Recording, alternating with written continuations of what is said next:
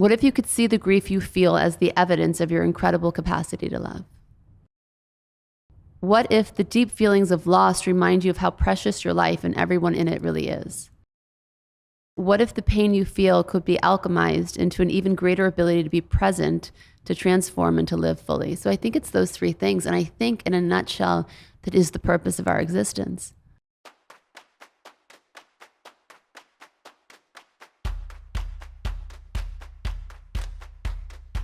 Welcome to the Spiritually Hungry Podcast, episode 41. We are, I am going to do my best to get through this episode without too many tears. So we were planning on coming out to Los Angeles this week. And when the day before we came, Monica's father, who I know Monica shared in many of our podcasts before, had all kinds of issues, and he was in the ICU. And,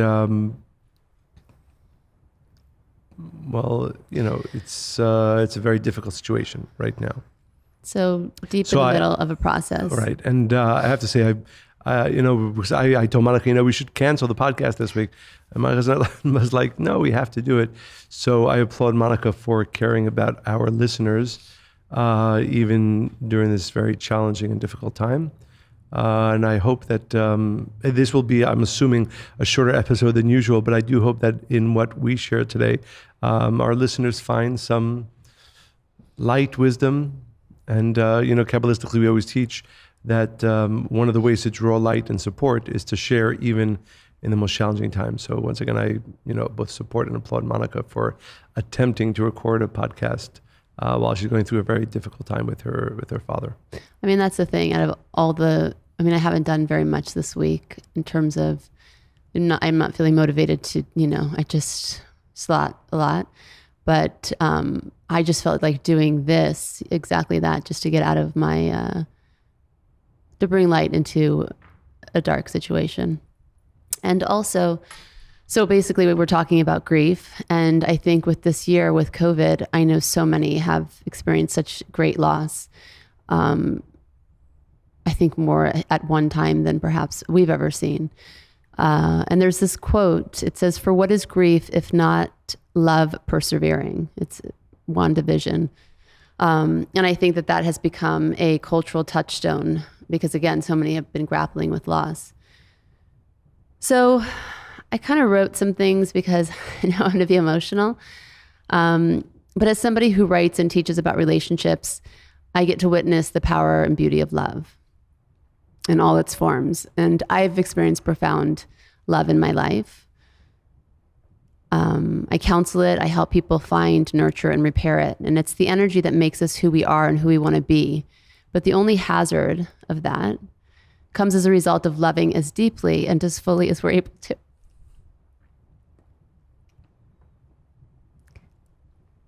Because then it's the pain that arrives with loss. And this pain is known as grief. And there's no feeling quite as overwhelming as grief. In fact, I think that we're all familiar with the different stages. So I'm going to go through those quickly to take me out of my feelings. So they're in phases, and I've certainly experienced this. The first is denial, right? It's when you first learn of the loss. Or even, I always say that I started grieving my father 7 years ago when he was diagnosed as having Alzheimer's dementia. And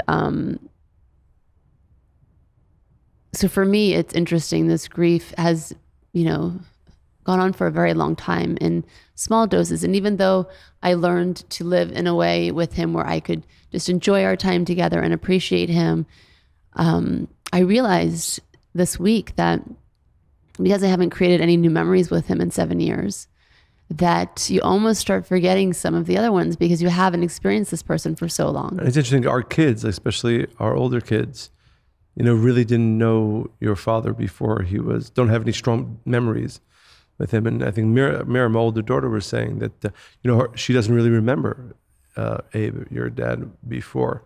But it's interesting, I thought about this, I think some of our listeners might know my father, who left this physical world almost 7 years, almost 8 years ago.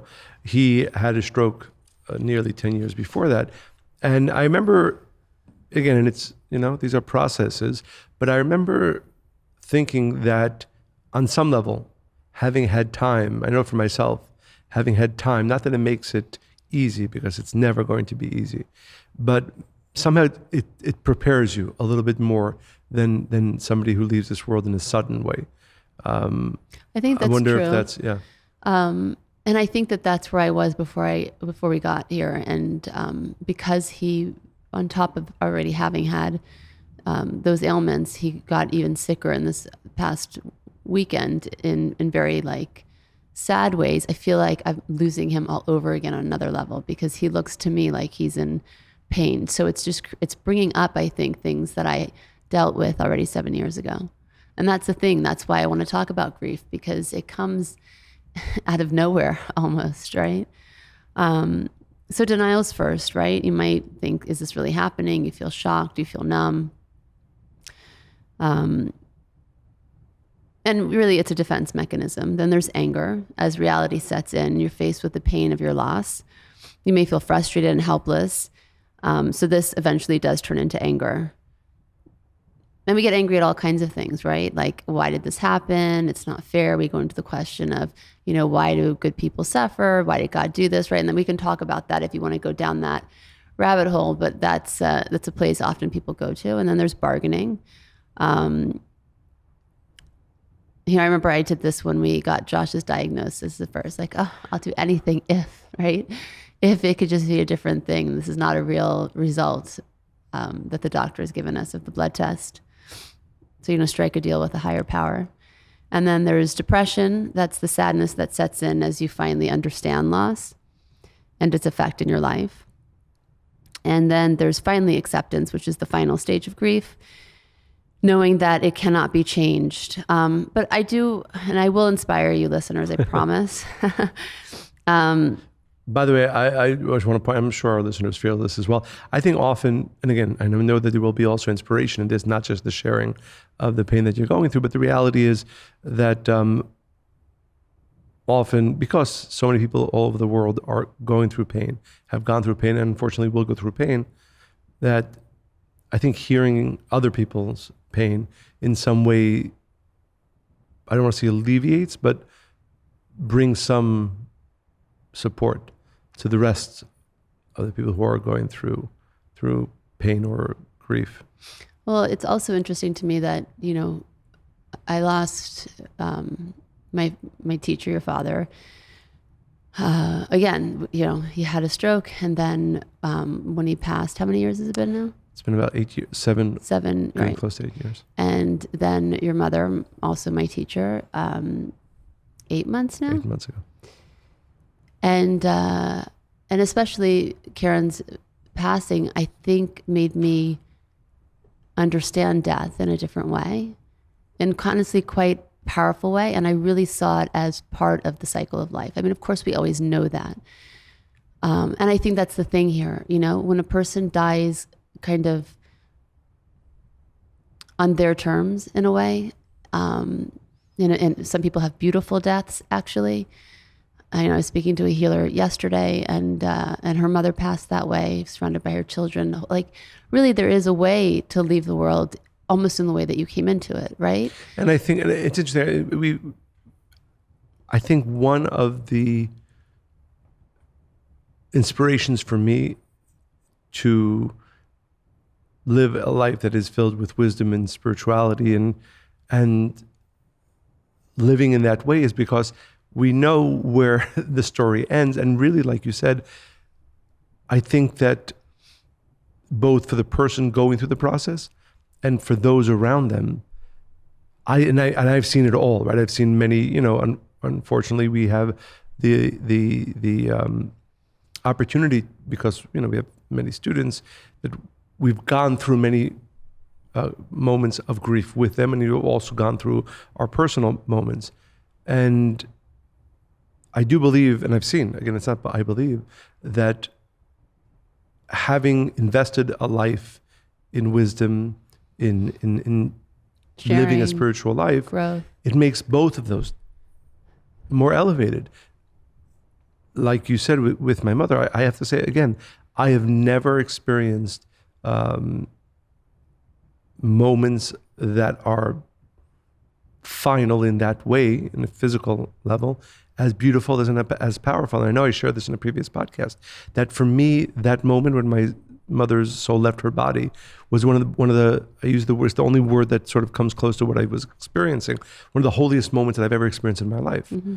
And having been with her throughout that process of her illness and elevating from this world, it was a real testament to who she was, is, and what her soul's work in this world was. How she lived. Yes. And even, I have to say as well, for us, family and friends and students, I saw the difference, because those moments, it does not maybe make it less painful, but it certainly makes it more meaningful. And while there are great moments of sadness and feelings of loss, it's within a framework that gives it meaning, and in important ways actually elevates us. And it's interesting you mentioned that, because for me, having experienced it with my mother, some people, I think when a close relative passes, it of course reminds us of our own mortality, but also can make a person even more fearful, certainly when a person is there in the room. And I have to say, for me, both watching my mother go through that process and being there in the final moments actually removed levels of fear of death from me. It's interesting. Honestly, I was going to say that before you said that. I've always been a little afraid of death, especially. We all are to some degree, right? Especially before I found Kabbalah. I was terrified of death, right? And it can almost make you not even want to live too much or love too strongly, because that fear of tremendous loss, right? But I feel like with Karen, it almost, her death felt elevated. And I felt like she carried me through it. Like she was showing me it's okay. It's where I need to be now. The process I'm in right now, though, is I don't know how I'll feel after he passes. I've told you this, that my grief for my father is quite confusing, because on one level, I'm almost excited for him, for his soul to be free of his body that's held him back for so many years now. His mind, his body has betrayed him. So I want his soul to take flight and really be free. And then I go through seeing him still in the physical body. Now that's where the pain is, right? And that brings up a lot. But if I can say, and again, the words, his body betrayed him, right? Because the understanding is that our soul goes through processes. I understand. Right? I'm trying to share for our listeners, right? And we can understand a lot. We can't understand everything. And again, it's different when you're watching somebody you love go through it. Even things that we understand are much more difficult to access or even to experience. And by the way, it's probably the healthier thing to experience the pain and those thoughts, but there's no question. Like, I think his experience might be better than my experience of seeing him right now, right? And I know that might sound weird, but I'm not even sure if his soul is in his body all the time, if he's going in and out, or if he's already starting to go to the upper worlds. I think he is preparing for death. I understand that. So I wonder, if that's when our own mortality, as we were saying earlier, comes in. Like watching this, witnessing, you think, oh my God, because from where we are in our physical body today, in a healthy body, that is a terrifying thing to see. I'm not sure it's terrifying for my father. And to some extent, and I think this is part of developing spiritually, where you either understand and eventually even really see that all the processes that a soul goes through in the body after a stroke, through dementia, that is in some ways that we can or cannot understand fully, helping the soul elevate. So that if we had the real vision, like you said, we would actually be excited, even though what we see in this physical world is a body that is going through a very difficult and maybe painful process. But that it's also in some ways elevating.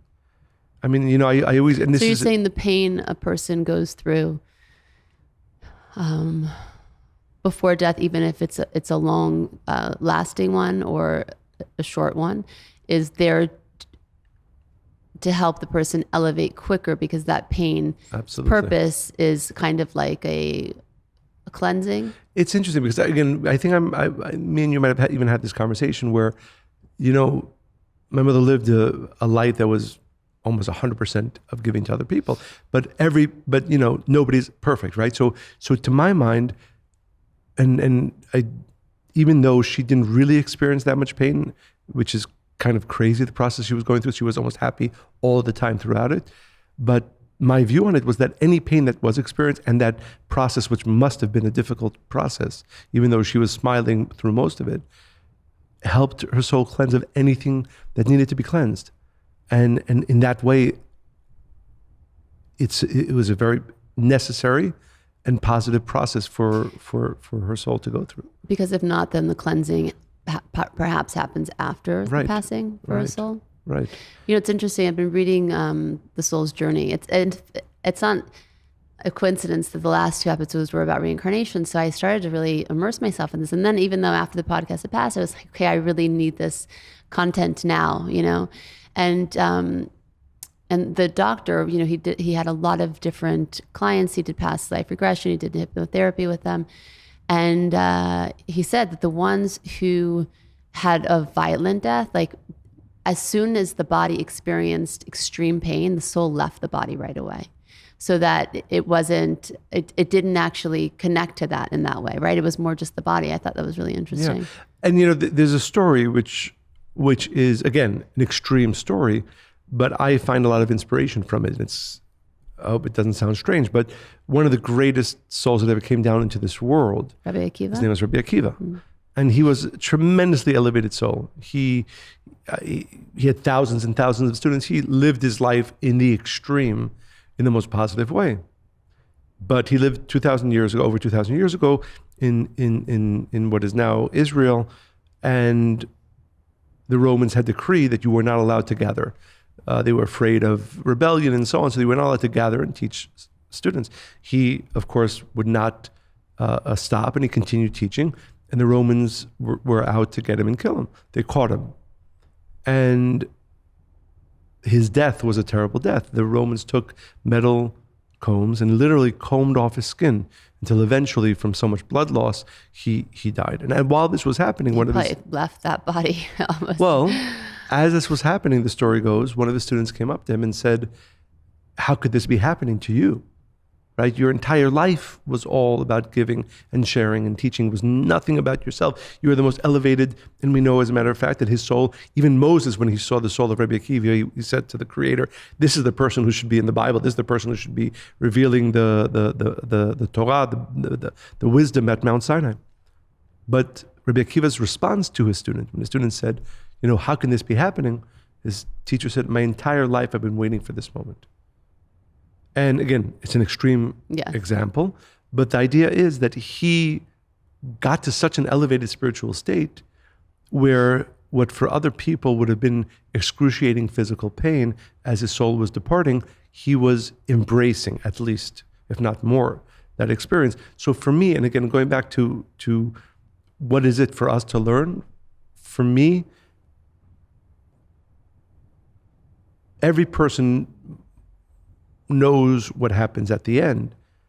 And there's no question that having spent more time gaining wisdom, understanding, and elevating spiritually makes those moments, again, maybe we can't embrace them as much as Rabbi Akiva, or by the way, even as much as my mother. I have to say, like I said, and it's hard to express this without our listeners having been there, but for me, it was such a testament to the power of living a spiritual life, that you can get to what in other people's minds is the most terrible moments and still be joyful about them, which is kind of crazy. But I find great inspiration from that. I do too. I do want to take this slightly a different direction. And that yesterday I actually met, like I said, I saw a healer, but she works with actually the vagus nerve, which holds on to trauma, and it remembers those things, and it's a real release. And when I had booked this appointment, like I always try to see her when I come to LA, I didn't realize how much I'd actually need it. And I really wanted to connect to my father's life. I wanted to stop thinking about the loss, not just of him, but about how he must feel about the loss of his life, right? I realized at the end of the session, I was really looking at him, and I was surprised because I don't view life this way, as a victim. That, he's suffering, he's suffered all these years. And then I was able to, by the end of it, see him as a really strong person for being able to endure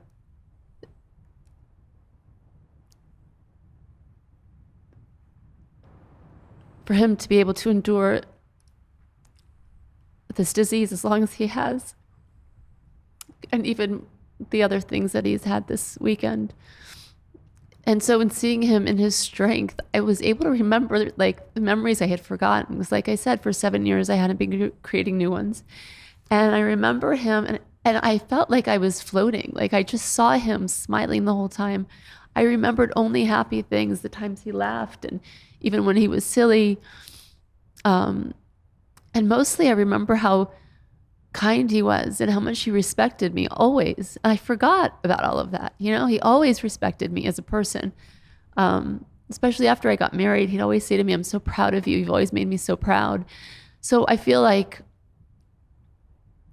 my father can hear me, and that, and he knows how I feel, and I know how he feels. So that's helped me with this grief. And a lot of people write to me about parents who have Alzheimer's, and that they're angry and they haven't let go of past hurt, and now they can't talk to the person anymore.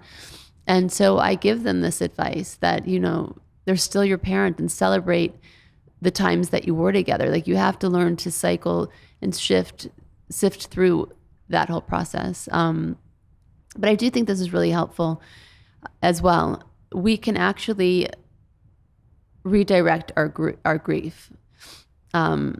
So the power of our grief is almost always in direct relation to how profoundly we've loved, right? That's what makes it so incredibly painful. So if we have tremendous gratitude and appreciation for even having had these people in our lives, for parts of our lives in the first place, then you are able, I think, eventually to transform that grief into feeling blessed for having had that experience with them. Right, because now if we're going back to look at the cycle of life and why there is death and why all these things happen, you have to be able to look at the totality of any relationship you've had with any person.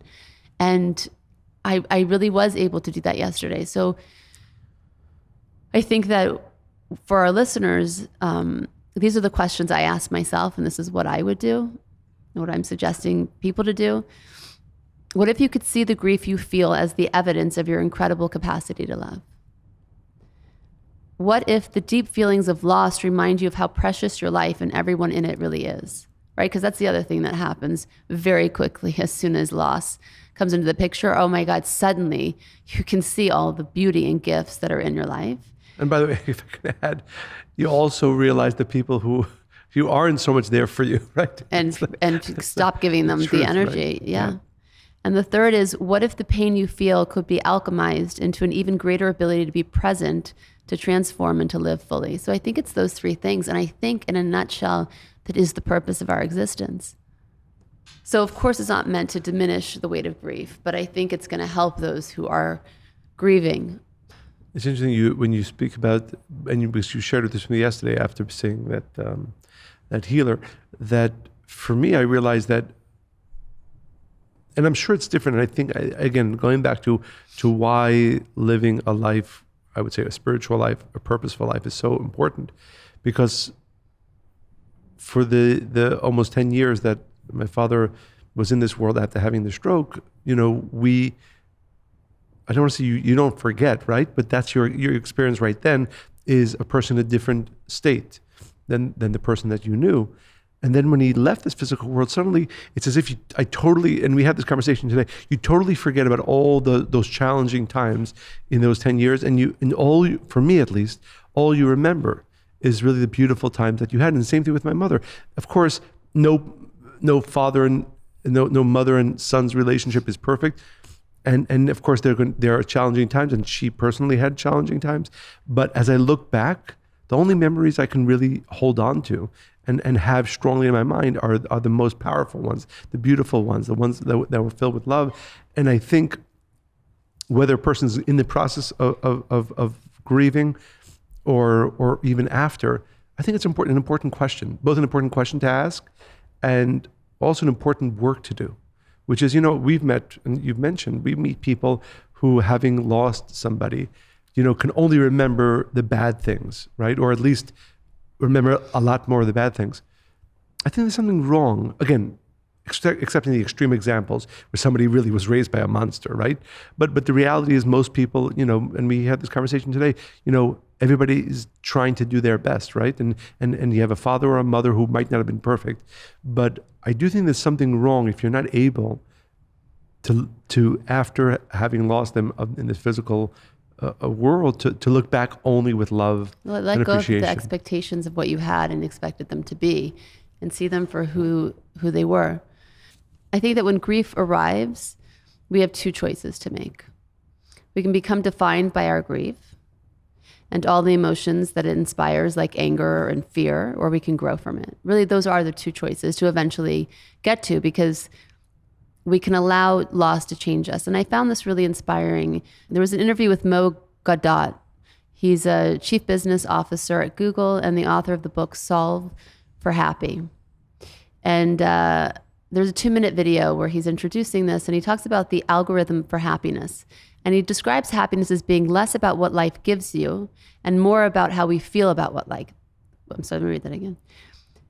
He describes happiness as being less about what life gives us and more about how we feel about what life gives us. This hypothesis was put into test in a monumental way when his own life was changed because his 21-year-old son died suddenly in what should have been a routine operation. And through his work around happiness, it was ultimately born of his grief. In the video, he describes being hit with one question: what can I do now to bring him back? He goes on to say that nothing I could have ever done, including locking myself in a room and crying for the rest of my life, could bring him back. He realized that he had two choices: to be defined by his grief or to create a new set point. If he could get his son back, he would have had boundless desire to create a life of joy and opportunity for him. Since he can't, he made a vow to do that for the rest of his family, what he had wished he could have done for his son. He set an intention to make each day a little bit better, easier, and more joyful for the rest of his life. Grief may say, my life is over, but it's up to us whether we let it become true or not. It's up to us how we decide to feel about loss. And it's up to us to decide how we ultimately want to experience our grief. And of course, again, it's a process, but I thought that was really inspiring. Beautiful. It's interesting, as you were reading, I was looking at your T-shirt. What does it say? Love. It says, "Love will rise above all." And then the thought that came to mind, I'm sharing, so it was like, okay, so what does that mean about the love that you and your father have? And then, but really, we've spoken about this before, and I think this is, again, something that I try to live every day of my life, with the knowledge that love exists, right? That love that you had is not love that you had, is love that you have. No, I feel him as if he's sitting right here across from me. I mean, and that was the thing yesterday with the memories that came. Like, when I think about it, I am experiencing it in this moment. I am. It's that he's still in the middle of this process that makes it difficult. I just had a thought to what you posited earlier about why people, even after somebody's gone, they just remember the bad stuff. I think that because letting go is the real end, people hold on even to the negative to keep them somehow still alive in their lives. But I would say, of course, there's a better way to do that. But they want something from them. That's the thing. They want maybe an apology, or they want to have a new chapter. If you realize letting go may be the real end to whatever your experience was, I think it's the real beginning to being able to fully realize who they were without the expectation of what you thought you should have gotten. And again, especially since, again, physics tells us today, right? We've spoken about this, that the past doesn't really disappear and the future isn't necessarily not here. So if you understand that they are here. Their love, their wisdom, their light is here. And when you think about that, and I actually heard an interview a few months ago. Somebody was saying, in my mind, my father's still here. And you know what? I believe science says that that's true as well. But even if it's a lie, it makes us feel better, right? To know that. And you can choose, right? A person can choose to live in loss where the person is not here at all. Their energy isn't even here. Or at least to attempt to live in a place where, no, their love, their light, their wisdom is actually still here with me. Abigail, our youngest, she doesn't have any, I mean, she never met him before, right. When he was healthy fully. And, she just experienced the loss of your mother. And so she has, I think, a healthier understanding actually of death than most 7-year-olds. But she said to me, so I was explaining to her that, he hasn't been well for quite some time. And she said, oh, but even when I met him, and I said, yes, he was very different when I was younger, even before you were born. And she said, well, when his soul goes up to heaven, then will he be your full dad again? And will you experience him like you did when you were a child, before you had children, before you got married? And I just thought that was such a beautiful thing to offer. But yeah, I do actually believe that. I think I already am experiencing him that way. And in closing, I just want to share a song that has, actually, it's by James Blunt. It's called Monsters. And his father also has some sort of similar situation. And he wrote this, and it just speaks completely to me. I'm not going to read all the lyrics as it's rather long, but I do suggest you check it out, especially if you are experiencing this kind of grief. So he says, before they turn off all the lights, I won't read you your wrongs or your rights. The time has gone. I'll tell you good night, close the door, tell you I love you once more. The time has gone, so here it is. I'm not your son, you're not my father. We're just two grown men saying goodbye. No need to forgive, no need to forget. I know your mistakes and you know mine. And while you're sleeping, I'll try to make you proud. So Daddy, won't you just close your eyes? Don't be afraid, it's my turn to chase the monsters away. It goes on, but I think that sums it up. Yes. So thank you, Monica, for recording a podcast for our listeners, even during this difficult time. And I'm sure that our listeners will gain inspiration and support from what you've shared today. And thank you to all of our listeners for listening and for sharing with us. And we hope to be able to share with you again next week. And we hope that you receive from this podcast as much as I received from it this time. Thank you, Monica. Thank you. Bye.